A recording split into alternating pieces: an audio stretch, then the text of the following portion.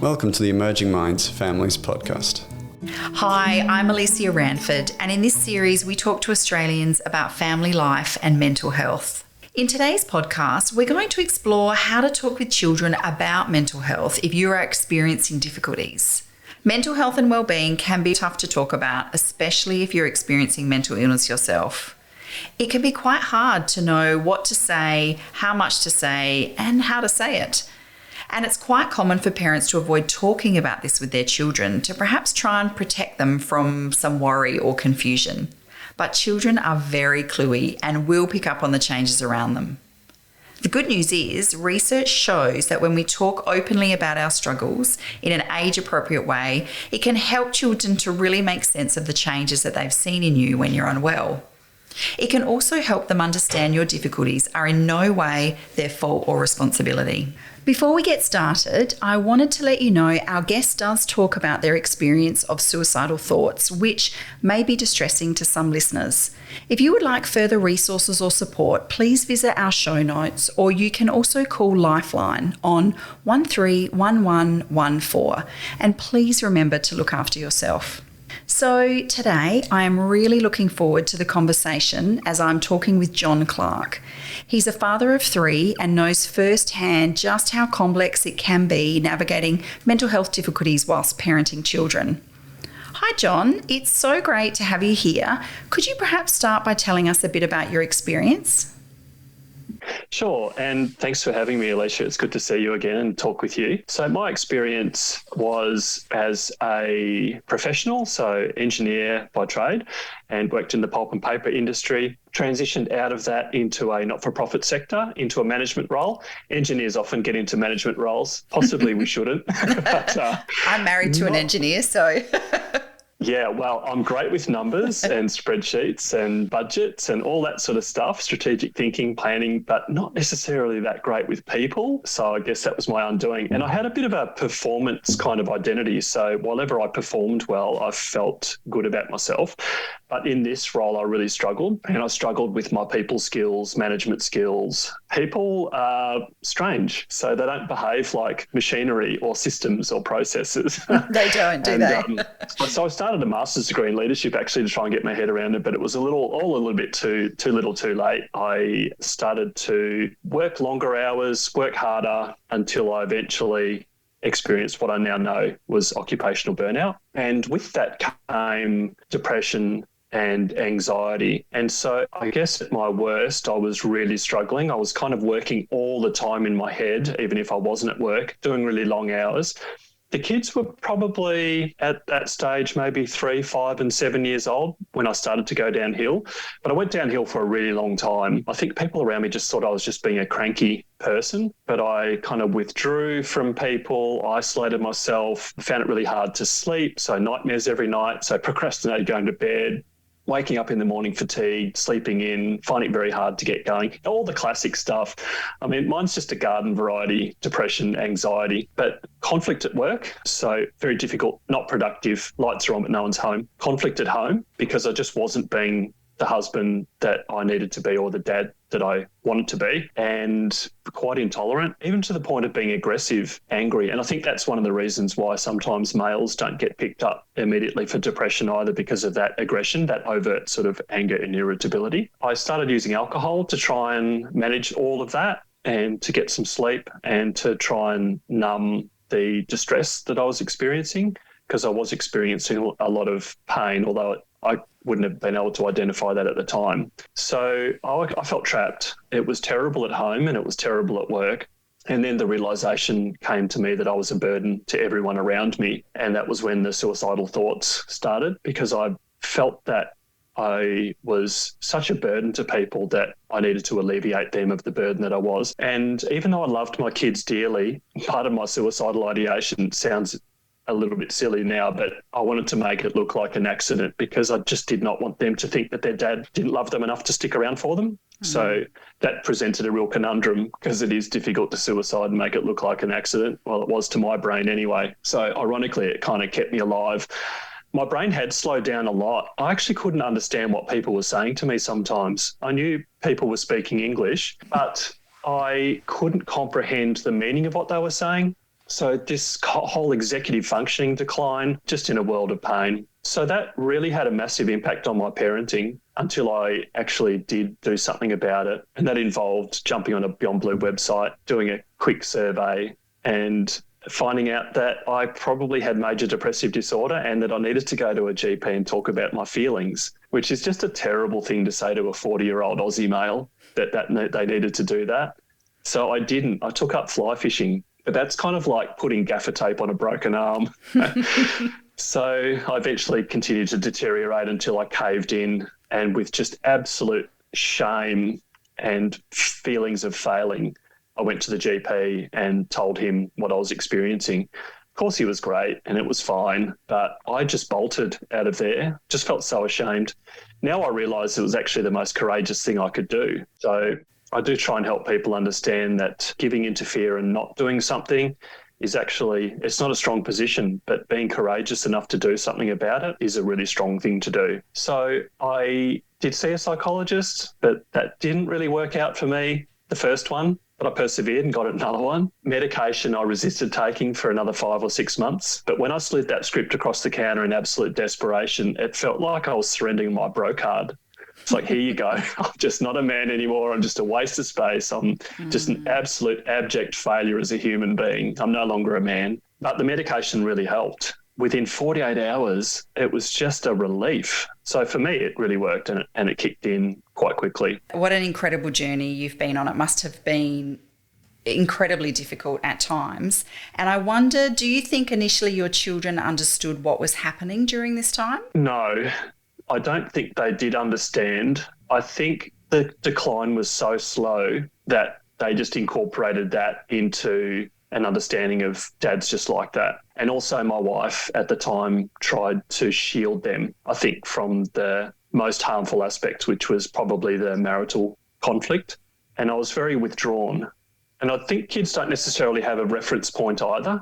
So it's like, do they know what all dads are like or what normal dads are like? So I think it kind of just grows on them and it is what it is and that's their norm. But I do think kids sense tension, conflict, discomfort. And I think that on an emotional level, they were experiencing the fallout of my illness. I guess there was a point when you had to start thinking about talking to your children about your mental health difficulties. Can you talk me through what you considered? Yeah, so once I got that diagnosis, my world opened up because I had a way of actually understanding what was happening to me. Whereas before that, you kind of think I'm going mad or I can't be here in this world anymore or I'm trapped or I'm out of control. So very distressing thoughts.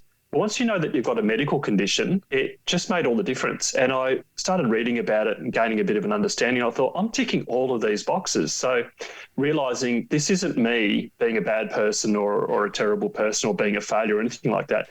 This is me having a medical condition for which there are treatments for, and I'll most likely recover. So it was really exciting. I was actually quite joyful that I knew what I had, I was getting treatment, and I kind of thought I'd get better. And I wanted to tell the kids that.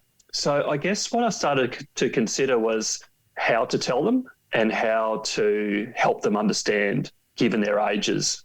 For me, it was a non-negotiable to tell them because I think we need to be honest with our kids and they need information because without it, they join the dots and it's likely that they'll make up shit in between and get it wrong. So it is really important to communicate. Well, for me, it was anyway. And it's important to be honest with our kids, I think. But it's got to be child appropriate, age appropriate. So, for example, I didn't tell them I had suicidal thoughts. They probably didn't know that until they were teenagers because I just think conceptually it's just not something that, a 3 or 4 or 5-year-old, it's not necessarily important for them to hear that. But denial is kind of like I know denial is it's a nice motivation because it's kind of like I'm trying to protect my kids from things, but we're not actually protecting them because our behaviour's odd or unusual or unhelpful or challenging for children. So we're not necessarily protecting them by not helping them understand why we behave in certain ways. So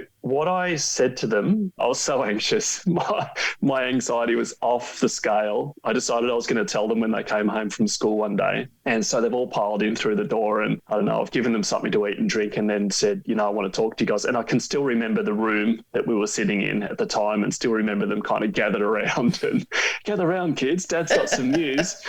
And I said to them, and you've got kids too, haven't you, Alicia? I do. I've got two. Yeah. Do you remember when they're really little and they've got a terrible cold and they've just got, stuff coming out their nose and they've got a bit of a fever and they just get that sort of listless kind of, and you feel so sad for them and they look so sad. So that was how depression kind of felt for me, that sort of listlessness, that sort of I can't move and I just feel so low. And so I said to them, you know how when you get a really terrible cold and how you feel and it's like and how you can't sort of move much and you've got no energy and you just feel really down and sad, and they're going, yeah. And they go, well, I've got something like that, but it's in my head. It's actually in my brain. It's like my brain's got this terrible cold. And that's sometimes why I stay in bed. That's why I get irritable, because you know how you get a bit annoyed when you've got to do stuff and you've got this terrible cold. So that was the metaphor that I used for them.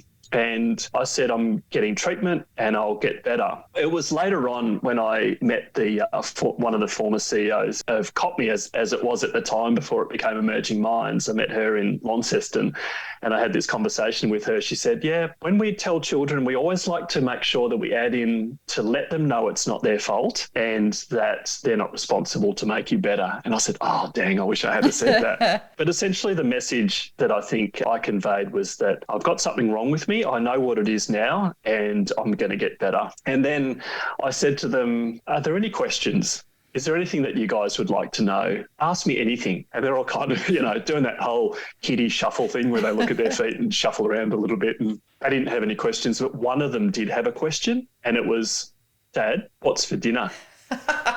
I love it. Very practical. I've just told my kids I'm mentally unwell. And they're like, what's for dinner? And that's just kids, isn't it? How awesome is that? It's amazing. Because they don't have the stigma. So it's just like, oh, Dad's sick.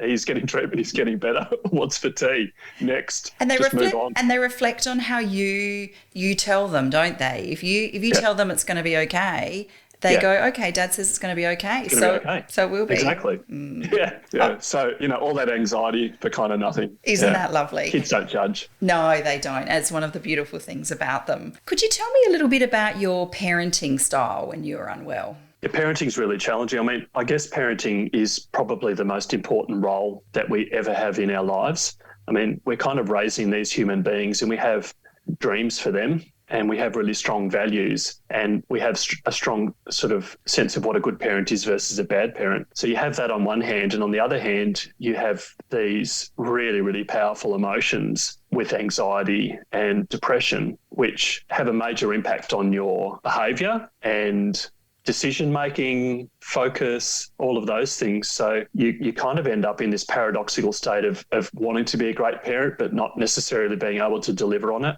which is really, really challenging. And there was a lot that I did that I do regret and do feel quite a lot of guilt over as well. I was really hard on the kids because I couldn't manage. And that's not why you want to discipline kids. You want to discipline kids to shape them, not be disciplining them because you can't cope. So, the bickering, the arguing, just children being children. Children are childish. They drop stuff, they break stuff, they run into walls. They do silly things because their brains aren't developed yet, but just the irritation and sometimes just the anxiety and frustration really boiled over, which led to me probably punishing them more often than I should have, or probably shouldn't. I mean, punishment's not great for shaping people anyway. So I've kind of ditched a lot of ideas that I parented with now that I kind of know better. See, I'm coming at it from a mental health framework, having worked in mental health now for 12 years, and you start to realise a lot about the way we treat other people in the sort of context of mental health, and I realised my parenting wasn't that great. I did a lot with them that was good too, I suppose. So we don't completely disappear into our mental illnesses. So there was a lot of things that were good, such as challenging them, stretching them. So it was really important for me to give my children self-esteem and to challenge them and to push them and become confident people that could challenge themselves. So there was a lot of good in there as well, but yeah, there was a lot of stuff that was potentially harmful too, which I really regret. And you talked earlier about how you hadn't thought to tell them that it wasn't their responsibility to help you get better. What are your thoughts on children being a support to parents when they have mental health difficulties? Yeah, again, paradoxical. I think it's really good for children to support their parents and support each other. I mean, what we're ideally hoping to raise are people who can become adults who can do interdependence. So we don't want them to be completely independent because that's going to cause them difficulties in their intimate relationships in the future. But we don't want them to be codependent either. So we want to raise children who can support others, but not necessarily over-function for them. So it's kind of a delicate balance really there between allowing them to support us when we're down, but not over-functioning for us. And I think where we can draw the line is that they shouldn't be responsible for us. I think they should be responsible for themselves, and I think they can do things to support us, but knowing that they don't need to do those things to support us, that we can support ourselves. So if my kids are doing something for me, so if I'm a bit irritable or frustrated and they're kind of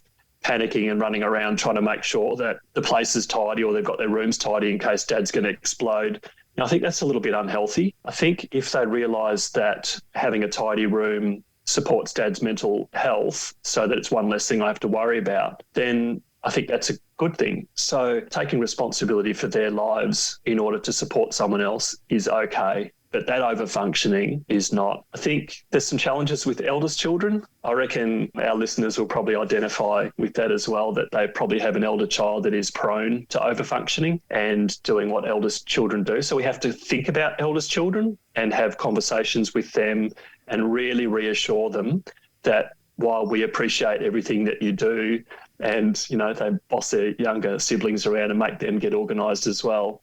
We really appreciate that, but you don't need to parent your younger siblings that will do that. But we really do appreciate the times that you do that. And I think we also need to think about children who might be insecurely attached. So they can often become people pleasers. And if there is insecure attachment there, they're kind of not really sure if we're okay, if Dad and I are okay. And they might engage in behaviours around that might not be very healthy as well, and anxious children. So I guess we've got to know our kids as well and not just have one parenting style for all of them, but be thinking about the kind of child they are. Some children are just naturally anxious, and if they are, then they're going to be picking up a lot on your vibes, especially empathetic children too. They might be kind of picking up on those vibes, and that could be problematic as well. So one of the things that I use to communicate with the children, because obviously communication is really important, and there were times that I actually did need support from them, was I'd use a 0 to 10. So 0 to 10 was my emotions. I wasn't very emotionally literate when I had this experience, and that kind of puts males behind the 8 ball a little bit. So 0 to 10 was as good as it got. 0 was I just don't want to live anymore. 10 is I'm really happy. So I'd say to the kids, look, I'm a 3 today, and they'd kind of leave me alone. But sometimes they'd say, Dad, what are you out of 10 today? And I'd be like, well, I'm a 6. And they'd go, great, can we go to Macca's?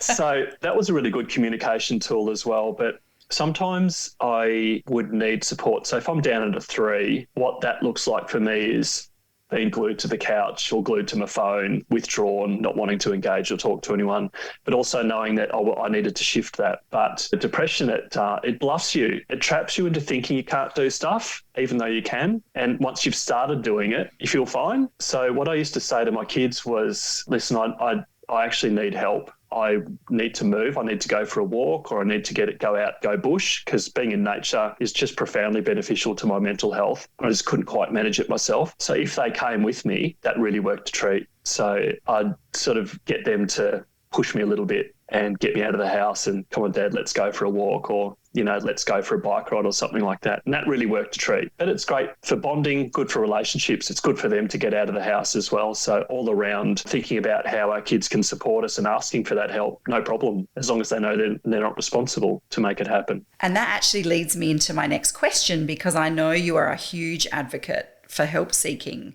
So can you tell our listeners why this is so important as a parent? I nearly died because I didn't have help-seeking skills. The idea of masculinity that I got from my father, and obviously as men we get our starting point from our father. It doesn't mean it's fixed, but certainly got my starting point from my dad, and he's 83 and he's still farming and working full time. So you get the idea. But the story that I got was men don't ask for help. Men are strong. Men solve their own problems. Stand on your own 2 feet, kick yourself up the arse and pull yourself up by your bootstraps kind of masculinity. And so it was just a complete anathema to me to reach out and get help. But even knowing when I needed help, I wasn't even able to dial into my internal state and recognise distress and recognise that I needed help, let alone have permission to ask for it.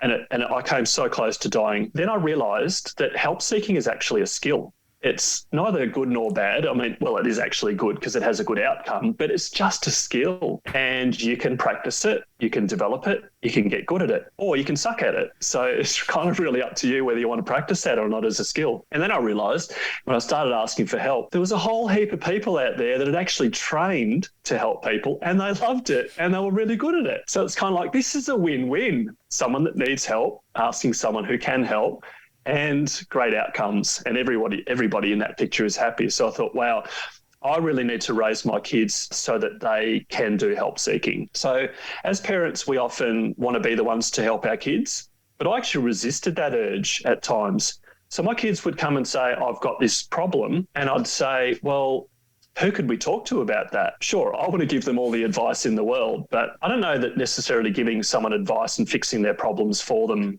is necessarily that healthy. So I'd say to them, well, we've got some options here. And so I remember one time Abby, my daughter, coming to me, and she was having some issues and some strong emotions, and she was distressed and a little bit upset. And I said, well, the stuff that was going on at school, I said, we've got some choices. One is we could talk to a teacher about it that you get along well with. Another one is we could talk to the school social worker. One is we could ring Kids Helpline.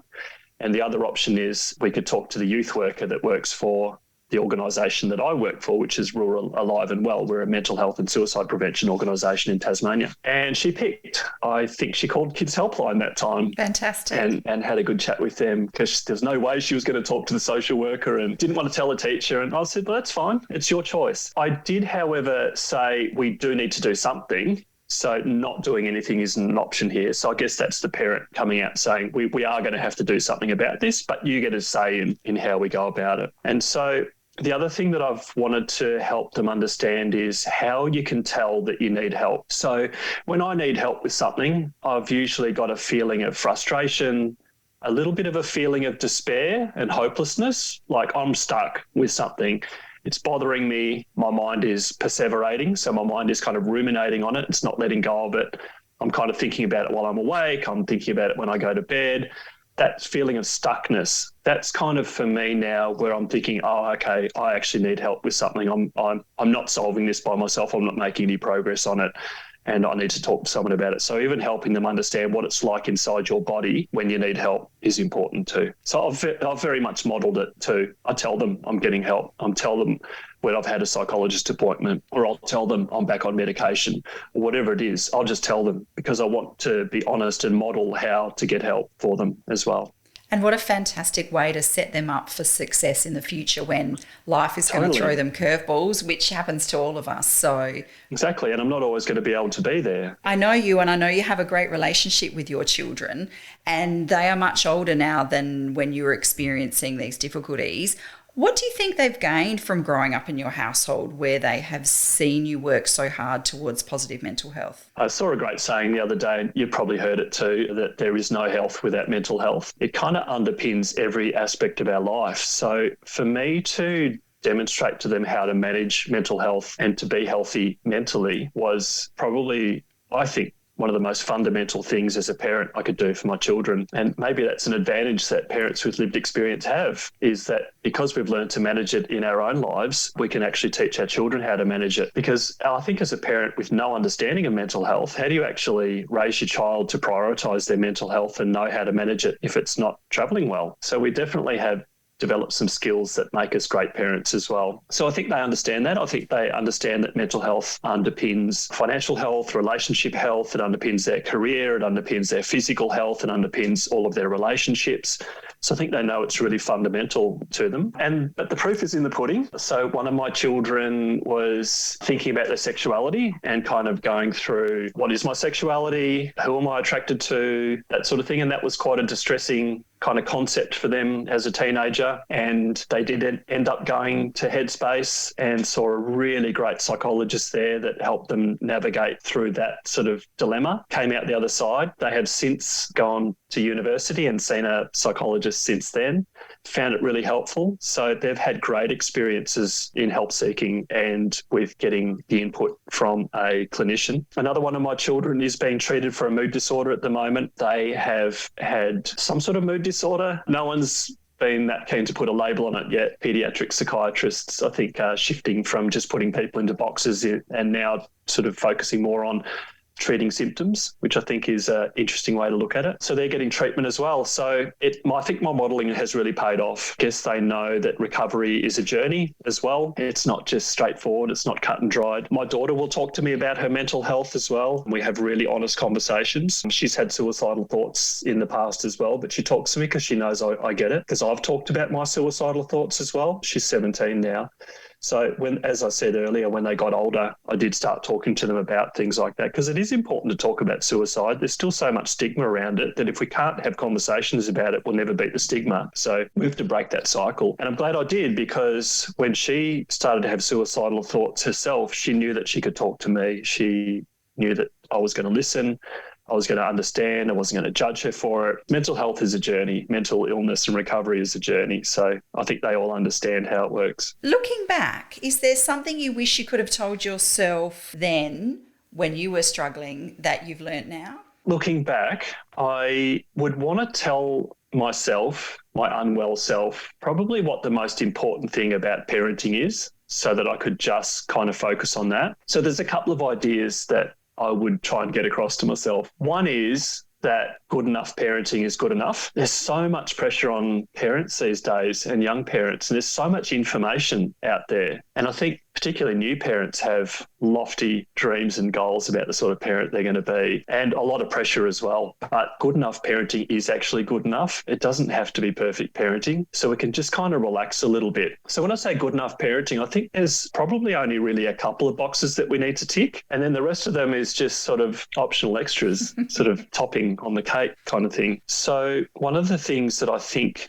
is absolutely critical for raising children that I would have tried to get myself to focus on would be secure attachment. What I now know about attachment and parent-child relationships, or any relationships really, is being able to attach securely to someone who is unconditionally there for them and has unconditional positive regard for them, that just loves them no matter what. And being able to communicate that and to demonstrate that, I think, is so powerful for setting our children up emotionally, mentally, and therefore physically and relationally for their entire lives. So I'd really try and focus on that. The other thing I'd really, really want to do better, if I could have my time again or communicate to my previous self, is the importance of emotional safety, which is a little bit like secure attachment. What I now know about things like PTSD, anxiety, is that when you keep triggering someone's threat detection system, if you like, that flight-fight response, it just becomes really problematic for them later on in life. And children can become traumatised as well. So we don't have to do one huge, terrible thing to our children to traumatise them. We can expose them to aggression, parental conflict, unstable behaviours, and it becomes a chronic trauma. So lower level traumas, but chronic in terms of it's existing over a period of time, and it's kind of cumulative. And what we don't want is for our children's nervous systems to be activated all the time and become overactive. So I think the best situation that children can develop in terms of their mental, emotional development is in emotional safety. So I think I'd really, really focus on those two things. That leads me to my final question for you is, for people listening today who are perhaps struggling, what would be your advice for others that are going through something similar? You know, this is the thing about parenting, is that every parent I talk to says they put their children first. I run self-care workshops now, and I tell people, I ask for a show of hands. I say, who puts themselves as number one in their life? And every workshop I run, it's about 1 in 10 to 1 in 20 will raise their hands. And people don't even put it right up in the air. They kind of just like hover their hand, up about chest height, because we feel embarrassed. It's embarrassing saying I put myself first, but I actually genuinely put my welfare and well-being first in order to be the very best parent I can be, to be a great partner to my partner, to be a great employee to my organisation, and be a great mate to my friends. So it's putting yourself first for a higher purpose. It's not selfish in that way, even though it feels a bit selfish. So I really encourage parents to think about putting themselves first before their children for the sake of their children. And I ask parents, what are you kind of at your worst when you're at your lowest point? They say, I'm impatient, I'm intolerant, I'm hard on my kids and all of those things. And I say, what are you at your best? And they say, well, I'm compassionate, I'm gentle, I'm kind, I'm caring, I'm loving, I'm fun, and we have holidays, and we camp out in cardboard boxes in the lounge room, and we just do great stuff when I'm at my best. I'm kind of going, well, don't you sort of owe it to look after yourself so that you can show up as that parent? So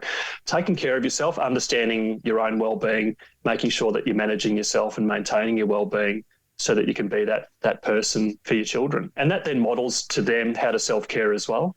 Because I don't want my kids to become unwell, and I don't want them to be sacrificing themselves for the sake of other people in their lives as well. I want them to know how to look after themselves and how to be at their very best. So we've got to be able to find a way to accept the way we are, that it is what it is today, be compassionate to ourselves about it, and get back on our feet and go again, and just apologise if we get it wrong to our kids. And we can be very honest, as you don't detract from your authority as a parent when you apologise to your children for getting it wrong. You actually enhance it. It's honest, it's authentic, it's transparent, and it's just so healthy. So there's some things that we can work on as a parent to do better as parents, and also to realise that good enough is good enough. Just be kind to yourself. John, thank you so much for talking with us today. I think your self-reflection and the way you articulate what you and your family went through is really precious that you've shared that with us today. So thank you so much for your time. Appreciate chatting to you. You have been listening to an Emerging Minds Families podcast. If anything spoken about today has been distressing for you, or you find yourself struggling, please reach out for help. You can call Lifeline on 131114, or more resources for support can be found in our show notes. Visit our website at www.emergingminds.com.au/families for a wide range of free information and resources to help support child and family mental health. Emerging Minds leads the National Workforce Centre for Child Mental Health. The centre is funded by the Australian Government Department of Health under the National Support for Child and Youth Mental Health program.